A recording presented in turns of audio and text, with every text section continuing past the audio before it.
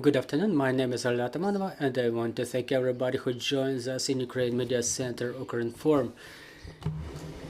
It's July 17, and we know that today is the last day of effect of the grain deal that was entered into previously, and that we were and within framework of which we were acting. So let's talk to our speaker about the further destiny of this deal. Joining us online is Dmytro Solomchuk, member of the parliament and member of the Parliamentary Committee on Agrarian and Land Policy. Good afternoon, Mr. Dmytro. Good afternoon. So, Mr. Dmytro, what is the destiny of the grain deal? Is it about to be extended or not? What should we do about it? Well, the question is rather whether the export will be going on through our Black Sea, our Ukrainian Black Sea. I think it will continue because, first of all, Ukraine announced about the guarantee for insurance of the freight in amount of $20 million. The vessels are ready to enter our ports and get insured against this guarantee. We see that the shipments of the products in the Black Sea were also protected by China. They see our agrarian products as important, and the logistics from our port of Odessa is convenient for them too. So also, just in case we have extended capabilities of shipments through the Danube River, we achieved an indicator of 3 million tons that can be even grown up to 3.5 million tons. There are certain complications, but the logistics should continue working. Mr. Dmytro, do we understand it correctly that the shipments via the Black Sea will continue, but maybe in a different format? Well, we hope that the shipments will be going on within the framework of agreement that was signed with Turkey and United Nations. They will stand for Ukrainian positions as well as for the positions of their own. But just in case if anything goes wrong, we have funds allocated to ensure the vessels and the products to be loaded onto them. Food security. What should we do about it? Who can be our partner in this situation? Is Turkey going to continue to be our partner in this matter if we shall be forced to talk about the termination of the grain deal? Look, the way we're supposed to act is to harvest the crops. The agrarians are lacking the material, the vehicles, the storage capacities are bombed. And another thing is, given the drought in Europe and the predicted harvest of wheat and other crops will be lower than projected, I think that everybody will get engaged in the process of procurement of our products, because otherwise they will have the prices growing in their shops 30 to 40% on food products. Dear colleagues, do we have questions on the floor? Good afternoon, Anastasia Kravchenko, Ukraine 4. My first question is regarding the humanitarian programs under which Ukraine is obliged to supply the food to the poorer countries of the world. Are those programs going to continue operating should Russia withdraw from the agreement and the agreement will be operating in a different format? What will happen to those programs, and are they ineffective for the time being? The programs are still working. They should continue working, because if they stop working, many countries of Africa will experience significant problems. Currently in one of the agrarian companies destroyed by the occupiers in Kherson region. Yesterday there were many journalists from Kenya, South African Republic, Uganda, and other countries of Africa, and they've told me about the situation that they've experienced last year before the corridor started operating through the Black Sea. They couldn't even buy 1 kilogram of flour, and other products such as bread and pasta were growing in price twice or thrice. So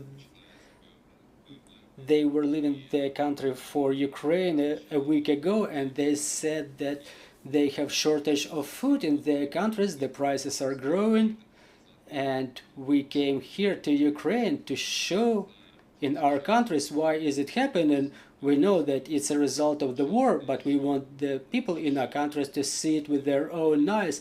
We know that now through the Black Sea, the number of vessels that goes from the ports of the Black Sea is not above 3 or 4 vessels rather than up to 8 or 10 as it used to be before. So they will be standing our ground too, because it was reported to them by the farmers from Kherson region. Well, I have another question. We know that the grain corridor operates real bad within the last half a year. Less and less vessels are leaving the ports, less and less products are being exported. So if it operates properly, what is the amount of agricultural products Ukraine would be able to export?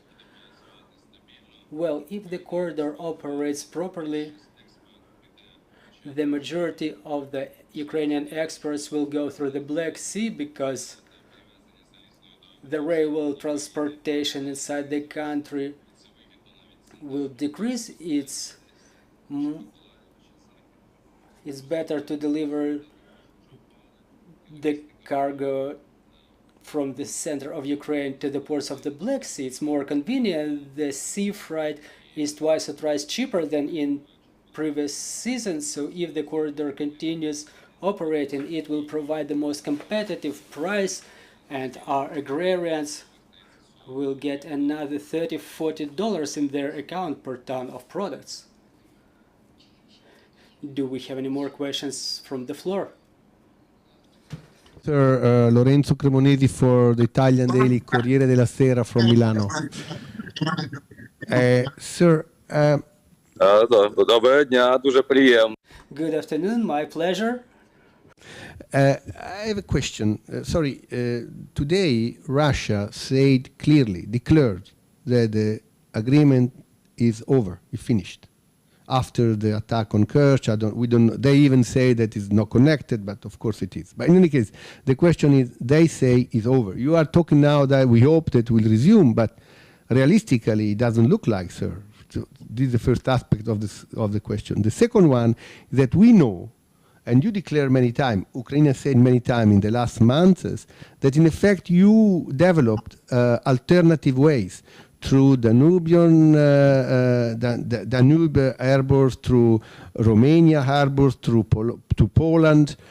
So can you tell us, at the moment, if the Black Sea agreement is over, how much can you export, comparing the fact that before you were moving through the Black Sea? How much today you can export of your products? Thank you.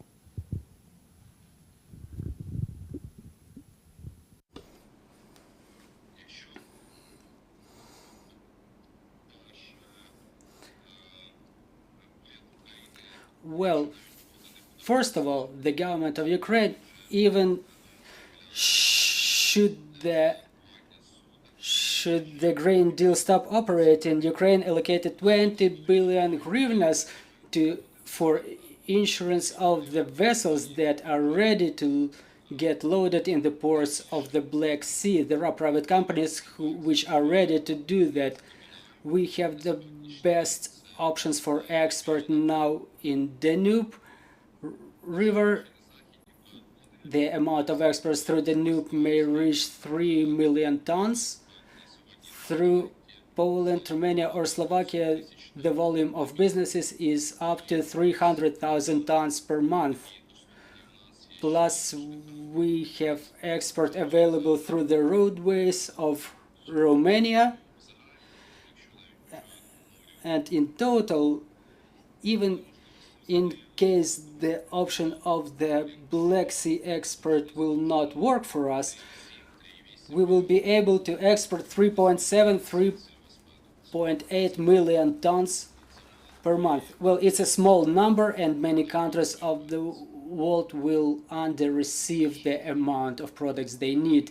There are more questions from the floor. Yes, yes, yes. Sorry, sir. It's a very important what you're saying, and I try to listen carefully. I think this is a topic of the day. Again, you said that at the moment you developed a capacity alternative to the Black Sea, 3.7, 3.8 million ton product every month. How much comparing before? This is the first question. And secondly, if in case, and it looks like that will be the case, the Black Sea way is closed, how much can you increase this export? How much can you improve this way? Thank you.